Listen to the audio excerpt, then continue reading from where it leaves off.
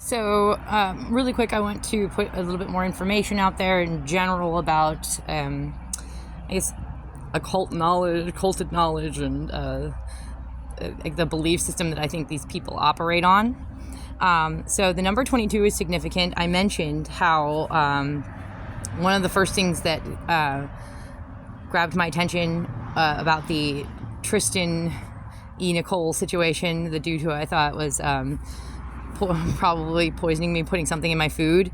He was living at number 22, and that was just one of the first of many glaring like symbols and like just little dings to my gut, going like ding ding ding ding. And once you got enough of them, it's time to amscray. So his apartment was number 22. 22 is significant if you pay attention. Those of you who haven't figured this out yet. 2 and 2, when you turn them to face each other and put them together, you get a heart. And remember that I said, and this is where we get this notion 22 love 22. And it actually, quite often, the real symbol that's made is like a heart almost sitting on a surface, sitting on a line. That can be significant later, and I'll probably get into another video with that. So this is connected very much with gods like Shiva. I've made other videos, released other videos talking about Shiva and how he's connected with other gods like Kronos, and Loki, and Canubis. So here we have some Shiva hearts. Note the spiral in the heart. Quite often you will see Shiva depicted with something to do with the heart, quite often with a knot in front of the heart, or maybe holding a rose or a flower, which has, a spiral sort of in the center.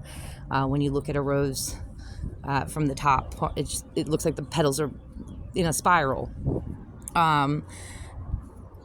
So he'll have something along those lines, a necklace with like a gem or a pendant, typically right around the heart area. So here's Shiva here with the heart. Here we go. He's bringing together the two opposite hands in front of his heart there.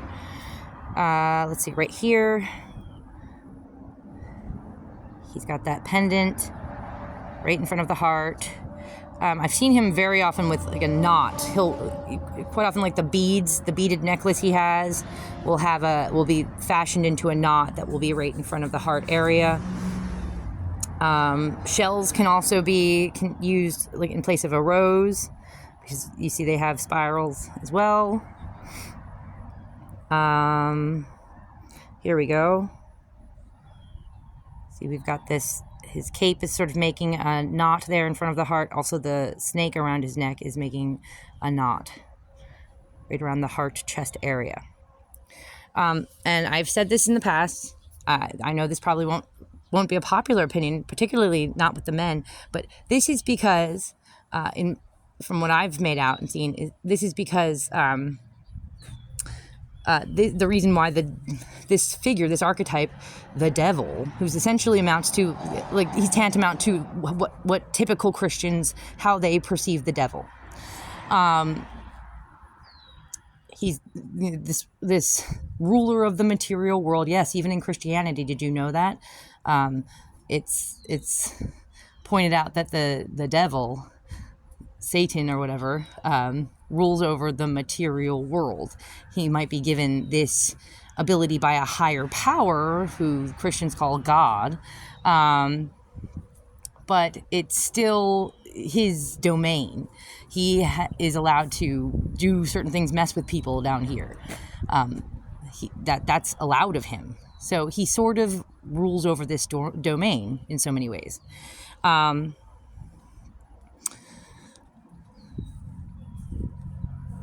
So why would that figure be associated with the heart? Ladies, time to wake up. Gentlemen, sorry to tell your little secret, but ladies, really, again, I'll say it again. I'll say it over and over again. Your highest calling, the best thing you can do in this life in this world is raise your children to the best of your abilities. See to their development, so that they grow up to be the most fully functional, psychologically, emotionally healthy people that you can make them, who are truly fulfilling themselves, their purpose in life, living a meaningful life, so on and so forth. That is your highest calling as a woman, as a mother, to see to that. Not to get more money, not to get the bigger house, not to get the prettier Gucci bag, then sally down the street. No, what you should be thinking about, your paramount concern, should be the well-being of your children. Well, guess what? The number one, your biggest obstacle to that is men. And again, Louis C.K. even says this. He's a comedian. He has a little stand-up routine talking about the biggest threat to women is men. Statistically, historically, the biggest threat to women is men. They're a threat to our emotional, psychological well-being.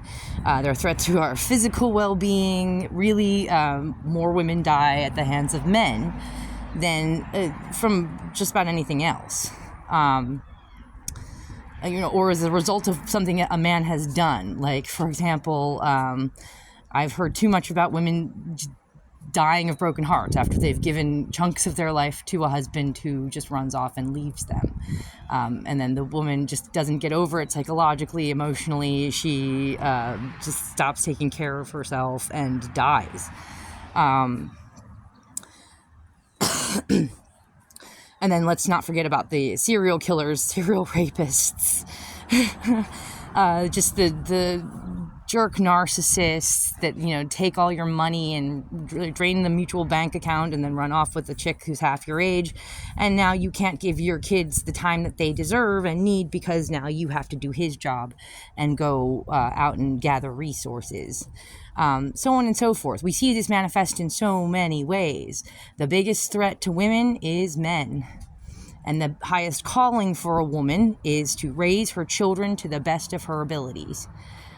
Is to see to the utmost best well-being and development of her children.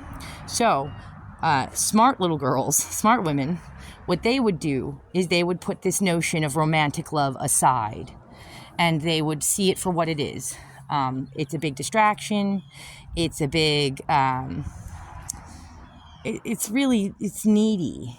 It's you needing, if you're putting romantic love above the well-being of your children, you're being selfish. Because that's about you. That's not about your kids. So, really, love is the biggest weapon in, the devil's arsenal. The devil, who I mean, what I mean, the archetype I mean by the devil. The demiurge, his archon, the biggest weapon in his arsenal is love, is tricking women with a notion of love that I think most men don't really feel. They might think that they feel it. They might feel infatuated for a little while, but true love is self-sacrifice for the sake of another. So sacrificing your ego and the things that you desire for the well-being of someone else. We see this manifest itself most predominantly when it comes to mothers self-sacrificing for the betterment of their children, for the sake of their children. Well, again, and I don't think I should have to list again all the ways in which men get in the way of that. So, really, a species with a bunch of smart women would, at some point, those women would decide to do either what they did on Rick and Morty, that one episode of Rick and Morty when Summer and Rick stumbled upon a planet where all the women ruled over all of society, and they would send the boys outside to play, quote unquote. They would send them to another planet. And then they would just send sex bots there to gather sperm specimens, so that they could procreate and produce the next generation. If that doesn't sound fun, ladies, just taking over all of society and segregating, rounding them up into cages and only letting them out for breeding purposes. We could do what, let's say, there are most other species do this, okay? So, either if they're not outright just eating the male immediately after coupling with them so that they can have extra nourishment and sustenance for the children, if they're not doing that, well, then at the very least, what they do is once a male, like a boy, reaches the age of puberty and becomes a total jackass, they expel him from the herd, the tribe. I'm thinking of elephants specifically in this case, but many, many, many other species do this. Once a male starts to become too rambunctious, it becomes a threat or a danger to his younger siblings, becomes too much of a nuisance to the older women, the mothers who are trying to take care of the younger offspring. He is then driven out and away from the pack, from the herd, from the family, and told, yeah, time to go fend for yourself because you're too much of a jackass for now. And that's that. So, yeah, females really need to go back to being the ones who have the market cornered on societal standards, societal hierarchies, so on and so forth. So, and that's why this figure who can be thought of as synonymous with the demiurge archon, creator god, the ruler of the material world, and also the devil, the Christian devil. That's why he is the ruler of the heart and love, because if women were smart and they understood what their highest calling is, to raise children properly, then they would do away with this love notion, or they would understand what the true love is, and that's the love of a mother for her child. That's real love. Romantic love is, I mean, I've been there, so I know how exhilarating it can be, but it's really childish. It's not what's best for your children. And a real mother knows that and doesn't let herself indulge in such things, not while she's rearing young children. She doesn't do that. It'd be nice to be in love with a real man who understood, like, oh, it's not about me and I should just go gather resources and be thankful that I have a female who will even let me touch her and that I have a family. That would be a lovely scenario. I grew up thinking I was going to have that scenario, but the truth is, the reality is that's nowhere is to be found that I can see. I mean, it might be spotted here and there, the very odd and rare situation, but more often than not, it's men taking advantage of women and making it so that much harder for women to take care of their children properly. So that's why the devil rules over the heart, rules over romantic love, not motherly, parental love, but romantic love. So it's, where are all the Gran Torinos of the world? The dude who just this dude, so his character gets invited to a little house party that his neighbor's throwing, and what does he do? He fixes the washing machine. While he has a couple beers, he eats a little bit of food, and he freaking fixes the washing machine. He doesn't expect applause or a gold star sticker. He doesn't go, look at me, I fixed the washing machine. He just stood off to the side of the room, saw that there was a problem, and fixed it. Okay? And then and at the end of the movie, sacrificed himself so that the younger generation, a boy who was coming of age, becoming a man, who he was sort of offering guidance to, so that he would have a chance, so that he would have his time. He sacrificed himself. So really, that is a true man. That's what a man, and an adult, grown-ass, mature man, understands. That's what he's here to do. To fix the problems, to provide for the lady of the house, because that's probably what he's thinking. Oh, that poor lady, she's raising 2 teenagers. We all know that's a headache. And she's throwing this house party with all these people here. She's probably going to have to clean up this mess. I mean, the least I could do is fix this washing machine for her. And not expect applause or to be told that I'm a good little boy. That's a man. Oh, and then, he sees that the younger generation, the younger boy who's becoming a man, might not get that chance, might not actually get to be a man because he's going to have his life ruined by a bunch of fallen sun assholes, like pompous jerks who think that they should just be allowed to jerk off and take money from people and abuse the people around them. And so he sacrifices himself to eliminate them from the situation so that the real man can come into his own. The budding real man can come into his own. So it's like, dude, now keep that in mind, and then let's look at, Richard Hart here.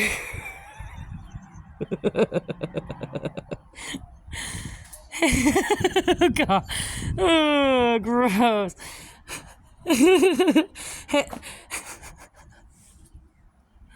Ladies, have you ever wondered what it would be like to date a fat chick with a penis?